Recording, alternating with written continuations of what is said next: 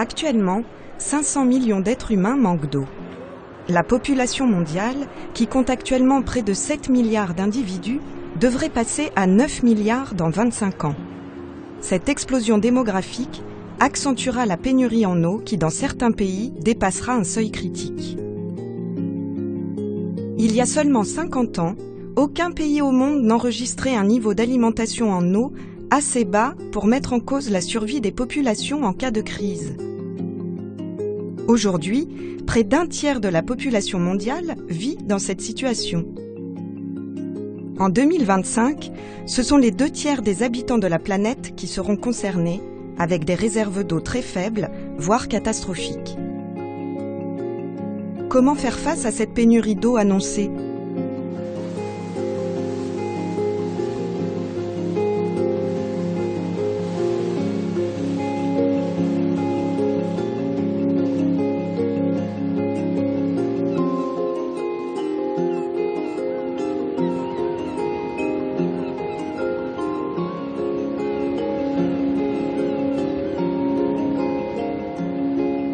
En France, l'histoire de l'île de Sein, au large de la péninsule bretonne, résume à elle seule la lutte permanente des hommes au cours des âges pour l'accès à l'eau douce.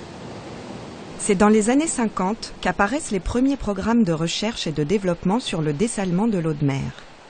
Parmi les nombreux processus qui ont fait l'objet d'exploitations pilotes, seuls 2 d'entre eux ont été retenus, la distillation et l'emploi de membranes à base de polymères. La distillation est le premier procédé qui a été employé. Son principe est simple. On chauffe de l'eau de mer. La phase vapeur produite ne contient plus de sel. Sa condensation par refroidissement produit de l'eau douce. Ce dispositif a tout d'abord été installé sur les bateaux sous le nom de bouilleur. L'énergie pour le chauffage est fournie par la grande quantité de chaleur libérée par les machines. Le refroidissement est assuré par une circulation d'eau de mer. L'eau douce condensée est récupérée et la saumure rejetée en mer. Pour de grandes installations, cette technique, coûteuse en énergie, a connu depuis de nombreuses améliorations. Le principe est de réutiliser une partie de la chaleur libérée par la condensation de vapeur et d'assembler les distillateurs en série jusqu'à plusieurs dizaines. Ces différentes améliorations ont permis de diminuer la consommation d'énergie d'un facteur 10. Les différentes techniques de distillation restent encore les procédés les plus employés. Actuellement, on compte plus de 10 000 installations réparties dans 120 pays. Mais aujourd'hui, une nouvelle technique commence à s'imposer sur le marché du dessalement et retourne la tendance. La séparation par osmose inverse. Le phénomène d'osmose est un phénomène qui a été observé pour la première fois par l'abbé Nollet en 1740 en France. C'est un Français. Ensuite, ce phénomène a intéressé de nombreux biologistes et médecins qui ont fait beaucoup d'expériences dans le siècle suivant sur tout ce qui était membranes, on va dire animales, donc la vessie ou des membranes végétales. Donc le principe se base sur les propriétés de ces membranes, qu'on appelle membranes semi-perméables, qui permettent de faire passer l'eau tout en arrêtant tous les autres ions des suspensions. Les 2 compartiments d'un réservoir sont séparés par une membrane semi-perméable. Le compartiment de gauche contient une eau 2 fois plus concentrée en ions que le compartiment de droite. Les volumes sont identiques. Suivant le principe de l'osmose, la différence de pression osmotique entre les 2 compartiments va provoquer une diffusion de l'eau à travers la membrane. Ce déplacement, entraînant une dilution de la solution concentrée, va se poursuivre jusqu'à atteindre une concentration en ions identique dans les 2 réservoirs. L'osmose inverse utilise les propriétés des membranes semi-perméables pour retenir les éléments en solution et ne laisser passer que les molécules d'eau. Le principe consiste à exercer sur l'eau à traiter une pression supérieure à la pression osmotique. la membrane semi-perméable joue son rôle. L'eau traverse la membrane, mais tous les éléments en solution sont retenus. L'eau ainsi obtenue est pure à près de 100%.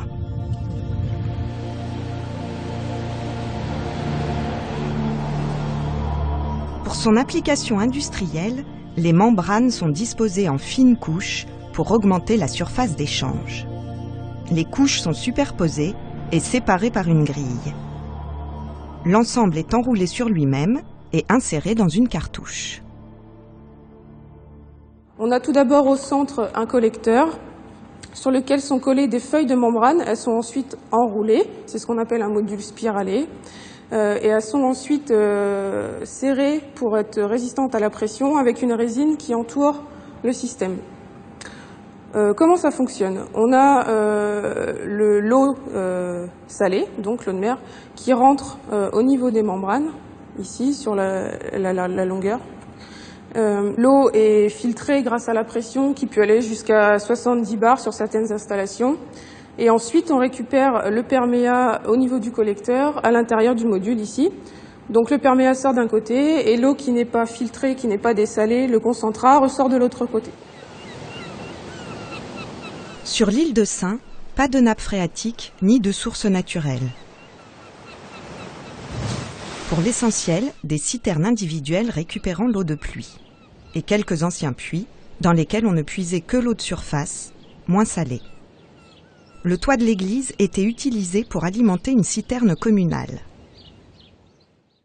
Dans les années 80, l'île s'équipe d'un bouilleur. Il est remplacé 20 ans plus tard par un osmoseur. Bon, ici, vous avez l'arrivée d'eau de mer qui passe avec une pompe de gavage qui passe dans le filtre à sable avec différentes couches et qui passe après dans des filtres en coton. Donc, une série de filtres à 20 microns et une série de filtres à 5 microns. Ensuite, ça passe sur une pompe de pression qui monte la pression de l'eau de mer à environ 60 bars avant d'être injectée dans les membranes. La petite particularité de l'appareil ici, c'est le récupérateur d'énergie hydraulique qu'on a ici qui nous permet de récupérer 60% d'énergie électrique par rapport à l'autre appareil, l'ancien appareil qu'on avait là.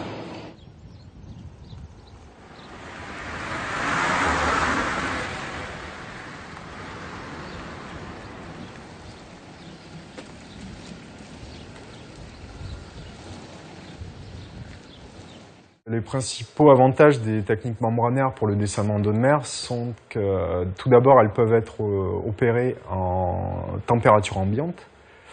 Ensuite, on n'utilise pas de produits chimiques, alors dans une certaine gamme, et comparé par rapport à d'autres procédés, on n'utilise pas de produits chimiques pour effectuer la séparation. On a juste une force de pression qui sépare à travers la membrane. Ensuite, on n'a pas de changement de phase comparé à la distillation, où on va chauffer pour faire évaporer de l'eau. Et un dernier point, on peut récupérer de l'énergie liée au passage de l'eau à travers des membranes. Donc on récupère un petit peu d'énergie, donc ce qui fait diminuer la consommation d'énergie de l'installation. Le principal inconvénient reste le colmatage, qui est une accumulation de la matière au voisinage de la membrane. Donc ce colmatage peut avoir différentes formes physiques, chimiques ou biologiques. Et donc la principale conséquence de ce phénomène est une augmentation des coûts d'opération, puisqu'on doit nettoyer les membranes, voire des fois changer les membranes. Donc ça augmente énormément les coûts de production.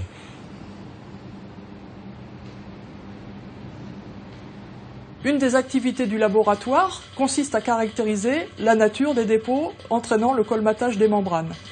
Ces recherches permettront de déterminer quel type de traitement doit être appliqué à l'eau de mer afin de limiter, voire d'empêcher la formation des dépôts colmatants.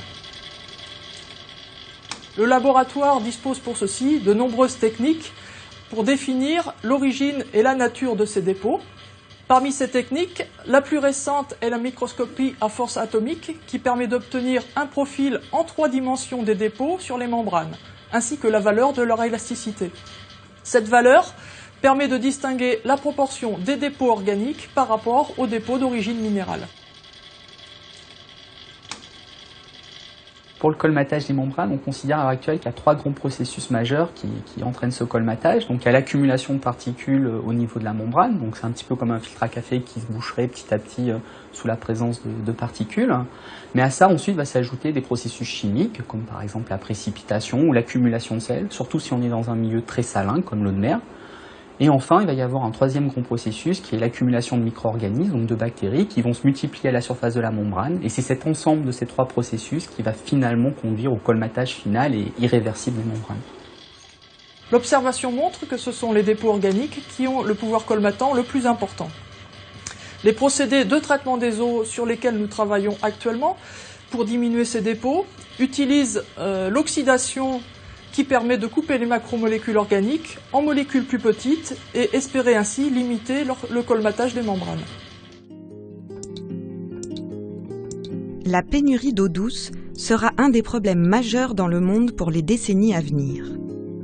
Cette situation sera encore aggravée par l'impact du réchauffement climatique déjà perceptible. Dans les villes, l'épuration des eaux usées ne suffira pas à pallier le manque de ressources en eau potable. Parmi les solutions envisagées, le dessalement de l'eau de mer n'est plus une utopie. Réservé autrefois aux pays riches, disposant d'importantes ressources en énergie, le dessalement est devenu une solution accessible, choisie par de nombreux pays. Le développement de la technique de l'osmose inverse, moins gourmande en énergie que la distillation, a fait baisser les coûts de production de manière significative. La capacité de dessalement au niveau mondial connaît une croissance de plus de 10% par an.